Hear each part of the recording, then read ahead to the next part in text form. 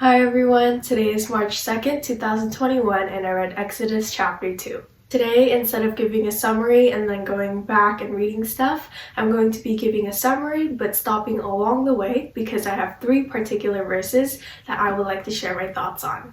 The story of Moses starts today and he is born to a Levite woman. And because all male babies had to be killed back then, his mother hides him for 3 months. When she no longer was able to do that, she decides to put him in a basket and place him in the river. He is founded by Pharaoh's daughter, who is also in the river, and thanks to his sister who is watching, his mother is basically hired to take care of him and to also nurse him.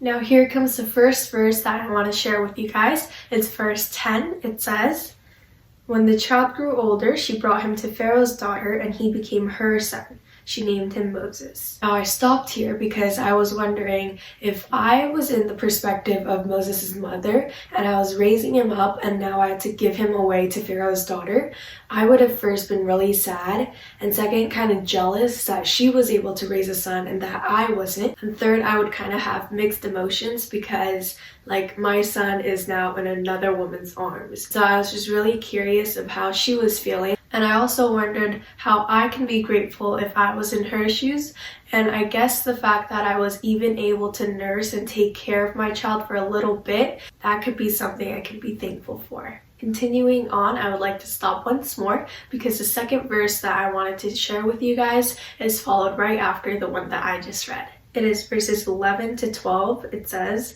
"One day Moses had grown up. He saw an Egyptian beating a Hebrew, one of his people. He struck down the Egyptian and hid him in the sand."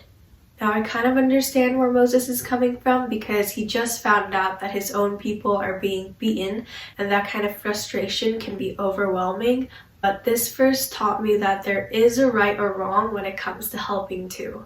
Kind of similar example, if my friend is getting bullied, I can't just kill the bully and say that I'm helping her. So this taught me to zoom out of the situation, view both perspectives, and help in a way that won't cause any more issues and won't harm anyone either. After killing an Egyptian, he runs away to Midian, and there he meets his wife, gets married, and has a son. That's it for Moses in today's chapter, but at the very end there's a tiny section that talks about the Israelites who are in Egypt. The king of Egypt dies, and the people of Israel cry out for help because they are suffering from slavery. This is the last part that I want to stop by. It's the very last verse of today's chapter. It is verse 25. It says, "God saw the people of Israel, and God knew." Although this verse was short, I think it was very strong and it was a great way to end today's chapter. This once again reminded me that God is all-knowing, and so I can run to him at all times, and because he is all-knowing, that I can't hide anything from our Lord.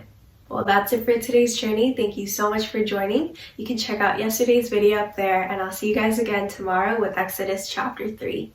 Bye!